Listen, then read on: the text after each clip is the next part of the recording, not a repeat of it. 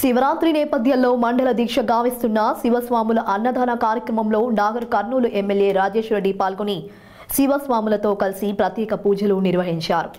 నాగర్ కర్నూలు జిల్లా కేంద్రంలోని post office పక్కన ఉన్న శివాలయంలో శివస్వాములు ఏర్పాటు చేసిన అన్నదాన కార్యక్రమంలో ఆయన పాల్గొన్నారు.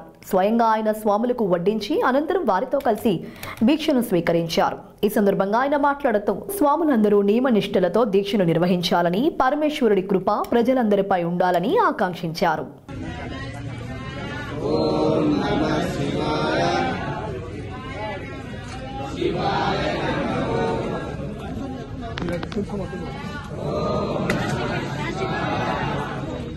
కొంచెం